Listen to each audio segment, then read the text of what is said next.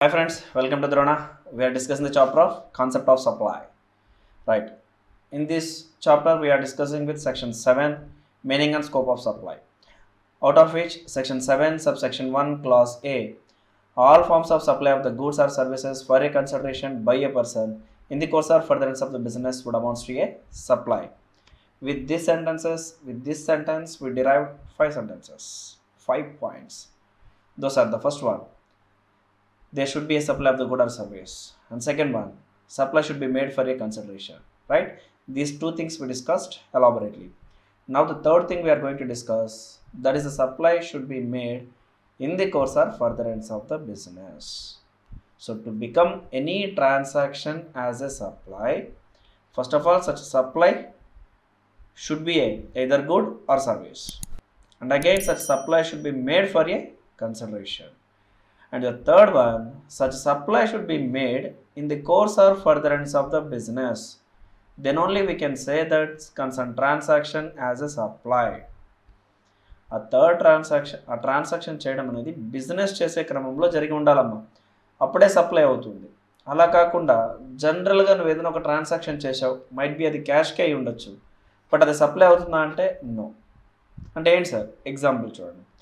ఇప్పుడు సపోజ్ మన మొబైల్ షోరూంలో వెళ్ళి మొబైల్ పర్చేస్ చేసాం అనుకోండి, తన మొబైల్ ఫోన్ ఎలా అమ్ముతాడు? బిజినెస్ చేసే క్రమంలో నీకు అమ్ముతున్నాడు. So that there is a supply of the good and it is for consideration. That to there is a furtherance of the business. Hence, there is a chance concerned transaction will become a supply.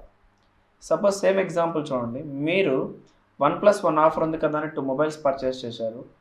తీసుకెళ్ళి అరే మీ ఫ్రెండ్కి ఒకటి ఇచ్చి, అరే ఇది 1+1 offer ఉంటే purchase చేశాను రా, నువ్వు ఒకటి తీసుకొని నేను ఒకటి తీసుకుంటాను, రైట్? ఎంతైతే అమౌంట్ ఉందో హాఫ్ బేర్ చేద్దాం, నువ్వు హాఫ్ అమౌంట్ నాకు ఇవ్వను. ఇప్పుడు నువ్వేం చేస్తున్నావు? ఒక మొబైల్ ఫోన్ సేల్ చేస్తున్నావు ఆ పర్సన్కి, what ever the price it may be, right? That is nothing but 1+1 offer ఉంటే నువ్వు ఇలా ఇస్తున్నావు. మరి చెక్ చేసుకోండి. ద ఫస్ట్ వన్,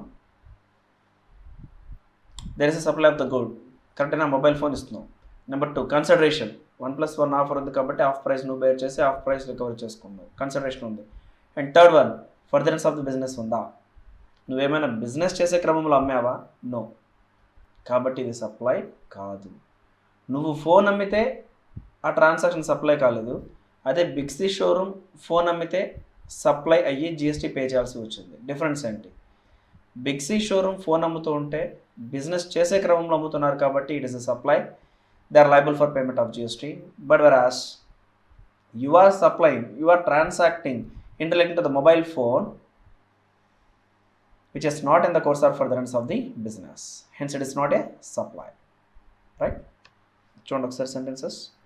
ఇవన్నీ ఏంటంటేనమ్మా various clarifications which are given by the act, which transaction shall be treated as a furtherance of the business, and again the transactions which won't be treated as a furtherance of the business. In relating to such aspect, we should have a knowledge. For that purpose, some examples or some points has been inbuilt given in the act itself as furtherance of the business. Supply గురించి మనకు తెలిసి ఉండాలంటే furtherance of the business గురించి తెలిసి ఉండాలి. మరి వేటిని business అంటాం, వేటిని బిజినెస్ అన్నము అనే క్లారిటీ మనకు ఉండాలి. కాబట్టి యాక్ట్ ఏం చేస్తుంది? ముందుగానే చెప్పేస్తుంది, బాబు వీటిని బిజినెస్ చేసే క్రమంలోనే అని అనుకో అని కొన్ని పాయింట్స్ చెప్పారమ్మా. ఆ పాయింట్స్ ఏంటో చూద్దాం, రైట్? నెంబర్ 1 చూడండి. Any trade are commerce, it is a business. Manufacture is a business. Profession is a business. Even if there is no monetary benefit, irrespective of the monetary benefit, trade or commerce, manufacture, profession, వీటన్నిటి మనం ఏమనాలి? Business అనాలి. Sir business అంటే జనరల్గా వ్యాపారం కదా sir, అమ్మడం కొనడం మాత్రమే కదా, ఇంకేవి కాదు కదా. జనరల్గా నువ్వు ఏదైనా అనుకోవచ్చు. బట్ జిఎస్టీ యాక్ట్ కోసం అమ్మ నువ్వు ట్రేడ్, అమ్మకం కొనుగోలు, sale and purchase, or manufacture, right? Third one profession, వీటన్నిటిని ఏమైనా వస్తుంది? బిజినెస్ అని వస్తుంది. సపోజ్ ఎగ్జాంపుల్ చూడండి. Readymade garment showroom, suppose Chandana Brothers, Bommana Brothers and South India Shopping Mall, వీళ్ళందరూ చేస్తుంది ఏంటి? ట్రేడ్. మరి బిజినెస్ అవుతుందా లేదా? Yes, it is a business. And second manufacture, South India Shopping Mall example. And Chandana Brothers. And manufacture. Suppose Haldiram's company అమ్మ ఏంటది Haldiram's company mobile phones produce చేస్తున్నాము. ఏం చేస్తుంది? మొబైల్ ఫోన్స్ ప్రొడ్యూస్ చేస్తుంది. మరి మొబైల్ ఫోన్స్ ప్రొడ్యూస్ చేయడం అనేది ఇందుకోసం ఫర్దర్నెస్ ఆఫ్ బిజినెస్ అవుతుందా కాదా? Manufacture activity trade or business అవుతుందా లేదా? Still it is a business. Manufacture suppose producing of the readymade garments, producing of electrical goods, might be it may be a manufacture activity, but for the purpose of the GST we have to say that it is as a business. And the third one, profession. Suppose where a chartered accountant, company secretary or cost accountant or a lawyer rendering service in professional capacity. Generally it may be a profession, but for the purpose of the GST Act we have to say that it is as a business, right? And again, incidental and ancillary to the commerce, manufacture or profession, still we have to say that it is as a business. So ట్రేడ్కి incidental and ancillary ఏంటి, మ్యానుఫ్యాక్చర్కి incidental and ancillary ఏంటి, ప్రొఫెషన్కి incidental and ancillary ఏంటి, మళ్ళీ అవి business అవడం ఏంటి? Suppose ట్రేడ్కి సంబంధించిన ఎగ్జాంపుల్ చూడండి. Suppose readymade garment shop, readymade garments sale చేస్తున్నారంటే trade commerce, it is a business. Suppose 10,000 రూపీస్కి రెడీమేడ్ గార్మెంట్స్ పర్చేస్ చేస్తే ప్రెషర్ కుక్కర్ని 200 రూపీస్కే సేల్ చేస్తుంది అనుకుందాం ఆఫర్ ప్రైస్లో. మరి ఇప్పుడు ఇది incidental and ancillary to the business అంటే మైట్ బి, ఎందుకంటే మెయిన్ గూడ్ని సేల్ చేయడంతో పాటు వాటికి ఆఫర్ అను లేదు వాటికి లింక్గా అయ్యేటువంటి గూడ్స్ని యాడ్ చేస్తూ some other price even less ప్రైస్గా సేల్ చేస్తూ ఉన్నా we have to consider that these are incidental and ancillary to the trade. Thereupon what will happen? Selling of pressure cooker for the worth of 200, still it is a business, right? తర్వాత manufacture activity, వాటికి incidental and ancillary అంటే ఏంటి? Suppose mustard oil produce చేస్తున్నారు అనుకోండి, ఏంటది? Mustard oil, మస్టర్డ్స్తో mustard oil produce చేస్తున్నారమ్మా. Oil produce చేయడం అనేది మ్యానుఫ్యాక్చర్ యాక్టివిటీ కదా, బిజినెస్సే కదా? Yes, producing of the mustard oil it is a business. But ఇప్పుడు ఆ కంపెనీ ఏం చేస్తుందంటే మస్టర్డ్ ఆయిల్ ప్రొడ్యూస్ చేసిన తర్వాత వేస్ట్ వస్తుందమ్మా, మస్టర్డ్ కేక్. వాటిని దేనికి వాడతారంటే పశువులకి దానాగా యూజ్ చేస్తారమ్మా. వేటికి యూజ్ చేస్తారు? పశువులకి దానా. మరి ఇప్పుడు ఈ మ్యానుఫ్యాక్చర్ ఏం చేస్తుందంటే ఆయిల్ ప్రొడ్యూస్ చేసి, సార్ ఇది బిజినెస్, రిమైనింగ్ 5 కండిషన్స్ సాటిస్ఫై అయింది కాబట్టి ఇది సప్లై అవుతుంది, ఆయిల్ ప్రొడ్యూస్ చేసిందని నేను జిఎస్టీ ఇస్తాను. బట్ ఇక్కడ ఏదైతే వేస్ట్ వచ్చిందో వాటిని ప్రొడ్యూస్ చేయాలనుకోలేదు సార్, నేను ఫైనల్ ప్రోడక్ట్ని ప్రొడ్యూస్ చేసేటప్పుడు అది బై ప్రోడక్ట్ గానో స్క్రాప్గా వచ్చింది కాబట్టి నేను వాటిపైన జిఎస్టీ పే చేయాల్సిన అవసరం లేదని ఆర్గ్యుమెంట్ చేస్తున్నాడు. Whether is contention is valid, that means this contention it is I'm intended to produce the mustard oil but not the mustard waste, but while producing of the mustard oil incidental or ancillary I'm getting a product of mustard waste, and again I am selling it is as a waste or a scrap, but it's not my business, so that it is not a supply, I am not liable for payment of any GST. ఇలా argument చేస్తున్నారు. ఇలా argument చేసినప్పుడు ఏం చేయాలి? మనం కూడా argument చేయకూడదు, మనం సింపుల్ యాక్టింగ్ చూపిస్తే ఏమని, ఇదిగో మ్యానుఫ్యాక్చర్కి ఇన్సిడెంటల్ అండ్ యాన్సిలరీగా ఉంటే వాటిని కూడా ఏమనాలి? బిజినెస్సే అనాలి. So that you are liable for payment of GST even the goods which are produced incidentally or ancillarily. Right. తర్వాత any activity of same nature even if no volume or continuity. Any activity of same nature even if no continuity or volume.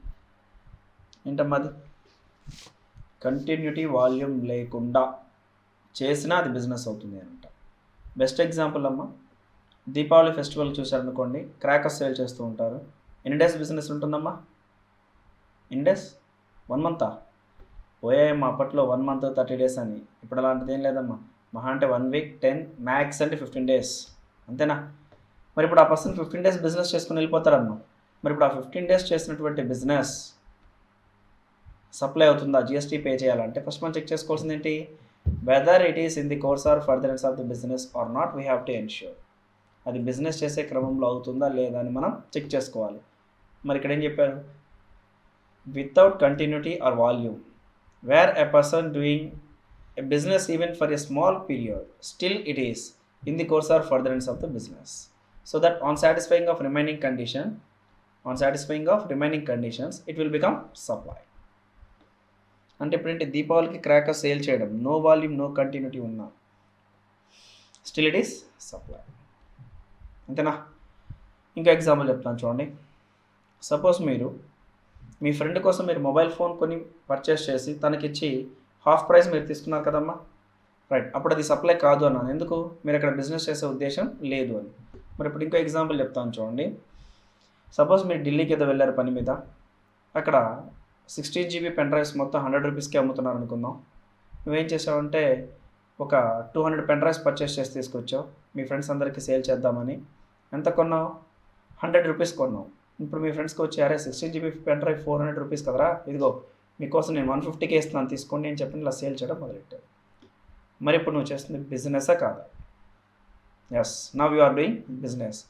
Even if there is no large volume or even if there is no continuity, irrespective of the continuity or volume, the intention of the person is to carry the business. There we can say that the concerned transaction has been taken place in the course or furtherance of the business. Mobile phone 1+1 ఆఫర్లో purchase చేసి కొని నీ ఫ్రెండ్కి ఆ mobile phone ఇస్తే అది business కాదు. But pen drives purchase చేసి మీ ఫ్రెండ్స్ తీసుకొచ్చిస్తే అది ఏమైపోయిందమ్మా? బిజినెస్ అయింది. డిఫరెన్స్ ఏంటి? ఫస్ట్ ట్రాన్సాక్షన్లో బిజినెస్ చేసే ఉద్దేశం లేదు, సెకండ్ ట్రాన్సాక్షన్లో బిజినెస్ చేసే ఉద్దేశం ఉంది. బేసిక్గా this the first one. Any trade, commerce, manufacture, profession, all these things are business. And again incidental and ancillary to the trade, manufacture, profession also be a business even without continuity or volume. అంటే even నువ్వు single time కూడా చేయొచ్చమ్మా. అలా ఒక్కసారి చేసిన sir still మనం ఏమనాలి? వాటిని బిజినెస్సే అనాలి. నెక్స్ట్ చూడండి. Second one, supply or acquisition of the goods including capital goods and services in connection with the commencement or closure of the business. In connection with the commencement or closure of the business, it is a in the course or furtherance of the business. Sir చదువుతుంటే ఏమర్థం కావట్లేదు. ఇప్పుడు నేను చెప్పండి sir అండి.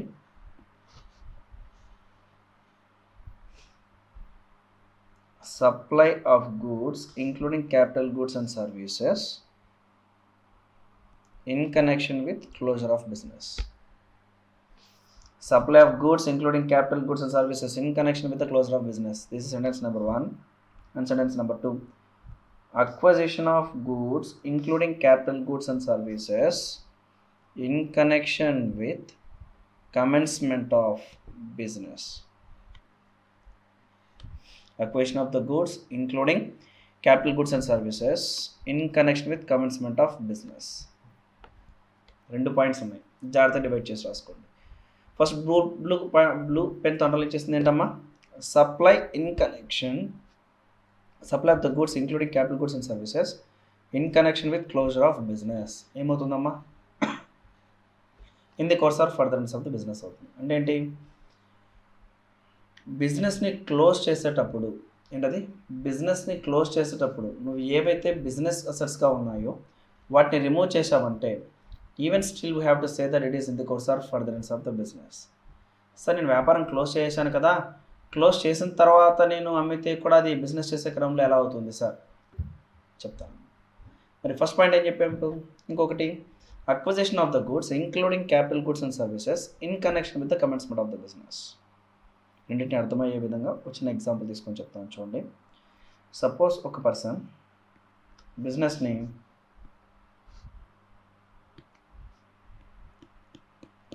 1/4/2021 start చేద్దాం అనుకున్నాడు.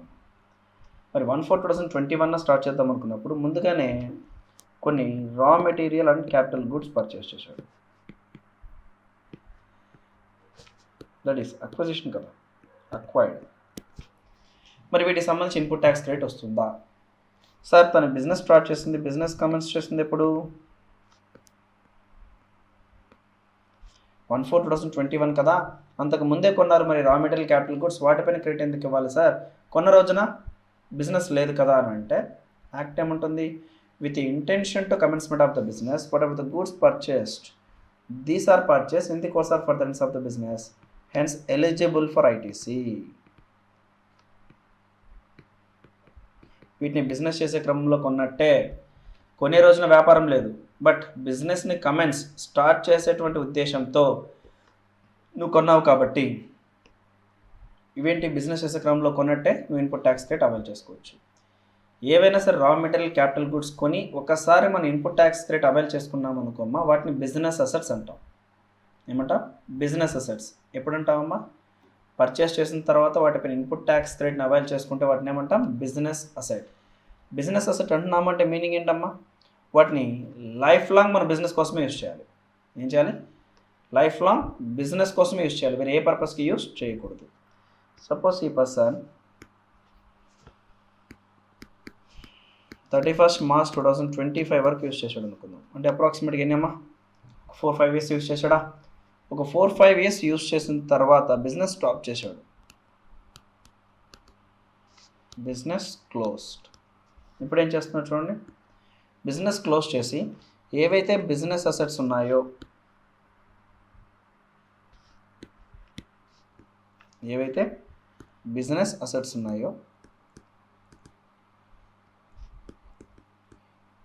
వాటన్నిటిని రిమూవ్ చేస్తున్నాడమ్మా. రిమూవ్ చేయొచ్చు, సేల్ చేయొచ్చు, లేదా గిఫ్ట్గా అయినా వచ్చు వేరే వాళ్ళకి. ఇలా ఇస్తే యాక్ట్ ఏముంటుందంటే ఇది బిజినెస్ చేసే క్రమంలోనే ఉంటుంది. నేను సప్లై అవుతుందా లేదని మాట్లాడట్లేదు. సప్లై అవ్వాలంటే 5 conditions సాటిస్ఫై చేయాలి. ఏంటది? Good or service, consideration, furtherance of the business, taxable person, taxable supply, అలా 5 conditions సాటిస్ఫై చేయాలి. బట్ నేనేం మాట్లాడుతాను? బిజినెస్ అవుతుందా లేదా అని. ఇప్పుడు 31st March 2025 బిజినెస్ని క్లోజ్ చేసి తర్వాత డేట్స్లో ఏవైతే ఏసీ అని, ఫర్నిచర్ అని, రా మెటీరియల్ అని ఏవైతే స్టాక్గా ఉన్నాయో వాటన్నిటి కొంతమంది గిఫ్ట్గా ఇస్తున్నాడు, కొంతమందికి సెకండ్ హ్యాండ్గా అమ్ముతున్నాడు. ఇలా అమ్మితే అది బిజినెస్ చేసే క్రమంలోనే. సార్ ఎలా చెప్తారు సార్ బిజినెస్ చేసే క్రమంలోనే అని? మీరు బిజినెస్ క్లోజ్ చేసిన తర్వాత అమ్మినా సరే మీరు అమ్మేటువంటి ఐటమ్స్ ఏంటి? మీరు అమ్మేటువంటి ఐటమ్స్ బిజినెస్ అసెట్స్. ఎలా చెప్తున్నారు సార్ బిజినెస్ అసెట్స్ అని? వాటిని కొని already input tax credit avail చేసుకున్నాం కాబట్టి అవి బిజినెస్ అసెట్స్. అలా బిజినెస్ అసెట్స్ని బిజినెస్ క్లోజ్ చేసిన తర్వాత రిమూవ్ చేసినా సరే still it is in the course or furtherance of the business.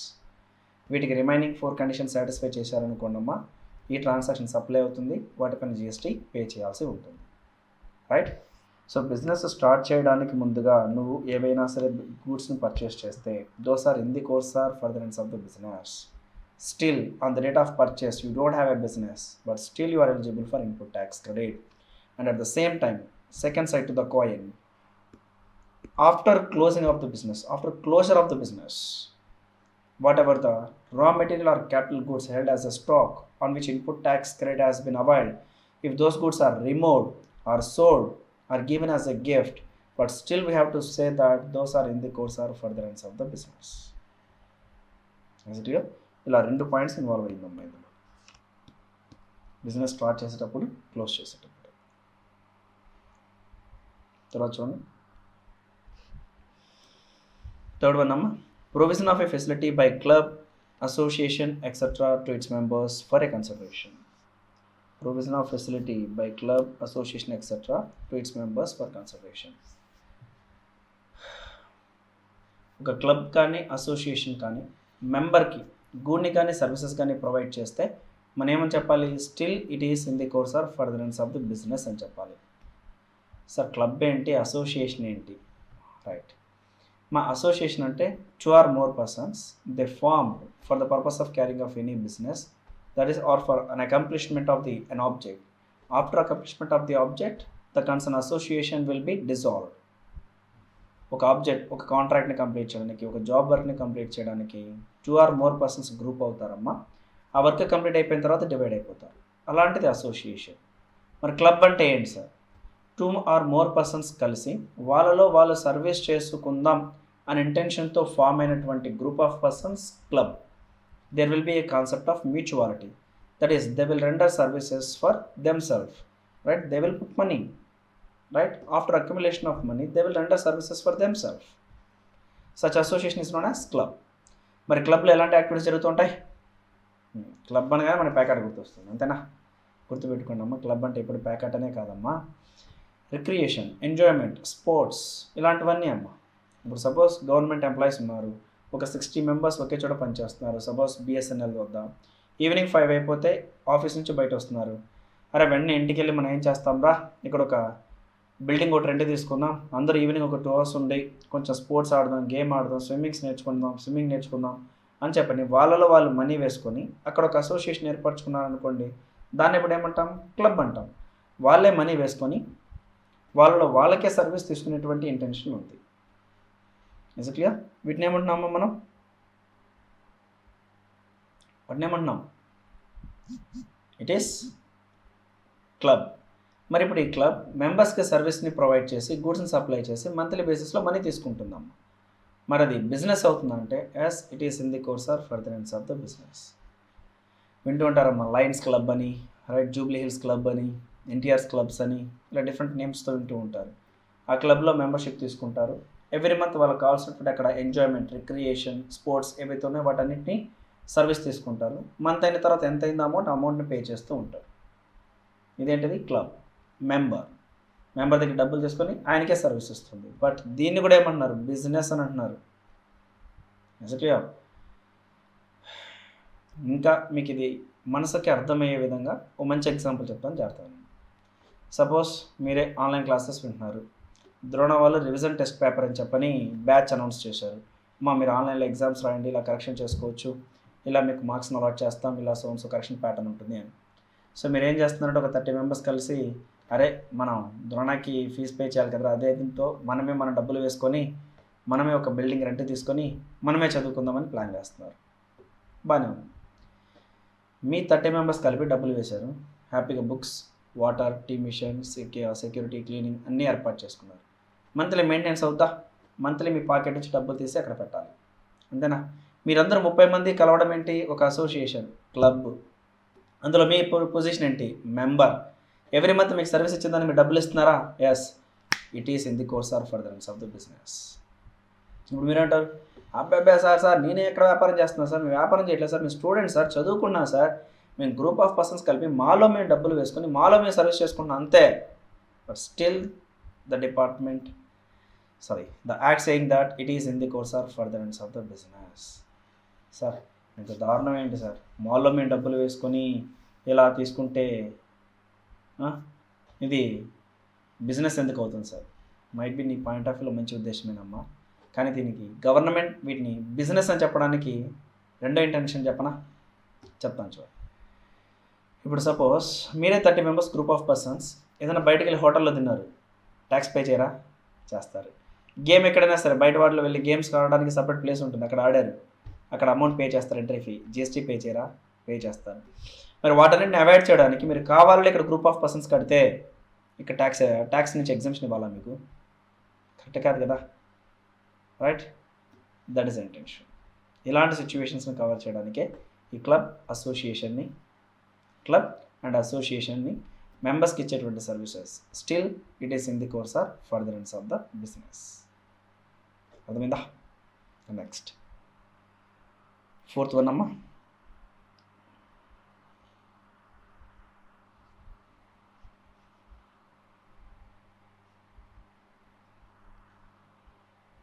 Right, 4th one చూడండి. Admission for consideration to any premises. ఏదైనా ఒక ప్రెమిసెస్కి యాక్సెస్ ఉంటే వాటిని ఏమంటాం? In the course or furtherance of the business అంటున్నామా. మ్యూజియం, పార్క్, రైట్, ఇంకేమైనా recreation facilities, వాటన్నిటికి ఎంట్రీ ఫీ ఉందనుకోండి. ఏంటి meaning? Admission for consideration to any premises, it is in the course or furtherance of the business. అంటే ఏంటి? 3rd condition business చేసే క్రమంలో ఉన్నట్టే. సపోజ్ ఒక పార్క్ కట్టారు, ఎంట్రీ ఫీ 10 rupees అని పెట్టారు, 10 rupees ఇలా ఇస్తున్నారమ్మా, టికెట్ తీసుకుంటున్నారు, డిపార్ట్మెంట్ వచ్చింది, స్టాప్, జిఎస్టీ పే చేయండి. ఇలా అన్నప్పుడు మీరేమంటారు? సార్ నేను ఐపీసీసీ స్టూడెంట్నే సార్, నాకు కొంచెం సబ్జెక్ట్ తెలుసు, నేను ఒకసారి ఎక్స్ప్లెనేషన్ ఇస్తాను చూడండి, ఇది సప్లై కాదు కదా సార్, ఒకసారి ఆలోచించండి. సప్లై అవ్వాలంటే మా పవన్ సార్ చెప్పారు, సెక్షన్ 7(1)A ప్రకారం 5 conditions సాటిస్ఫై చేయాలి. ఫస్ట్ వన్ ఏంటి? సర్వీస్ ఉండాలి. రైట్, సర్వీస్ ఉంది సార్, అతను పార్క్ కట్టించారు, వాటిలో ఎంజాయ్ చేసేటువంటి ఫెసిలిటీ క్రియేట్ చేస్తున్నారు, సర్వీస్ ఉంది. కన్సిడరేషన్ 10 రూపాయలు ఇచ్చాను సార్, కన్సిడరేషన్ కూడా ఉంది. 3rd one furtherance of the business. Sir తన బిజినెస్ చేసే ఉద్దేశం ఏమీ లేదు కదా సార్, జస్ట్ ఆ పార్క్లో ఆడుకునేటువంటి ఫెసిలిటీ ఇస్తున్నారు కదా, ఇలాంటి ఆర్గ్యుమెంట్స్ వస్తాయన్నటువంటి ఇంటెన్షన్. ఇలాంటివన్నీ రాకూడదంటే ఏం చేయాలి, ముందుగానే యాక్ట్లో వాటిని ఏం చేయాలి, బిజినెస్గా చెప్పాలి. అదే చెప్పారు. అర్థమైందా? ఇలా పార్క్, మ్యూజియం, రిక్రియేషన్ ఫెసిలిటీస్ వీటన్నిటికి ఎంట్రీ టికెట్స్ ఏమైనా ఉంటే it is in the course or furtherance of the business. అందుకేనమ్మా still lord Venkateshwara is liable for payment of GST to the GST department. That is nothing but lord Venkateshwara is an assessee of the GST department. Right? దేవుడు మనకు కంటి కనపడుతున్నాడో లేదో తెలియదమ్మా, but కానీ GST డిపార్ట్మెంట్కి అయితే lord Venkateswara అసెస్సీగా ఉన్నారు. తను జిఎస్టీ పే చేయాల్సిందే. సార్ తను ఎందుకు సార్ పే చేస్తున్నారు? మా యాక్సెస్ టు ఏ ప్రెమిసెస్ ఉన్నారు. ఇప్పుడు టెంపుల్లోకి వెళ్ళాలంటే స్పెషల్ దర్శనం టికెట్ 300, 500, 2000 ఉందా? యాక్సెస్ టు ఏ ప్రెమిసెస్ కదా. మరి జిఎస్టీ పే చేయాలంటేను ఆబ్వియస్లీ.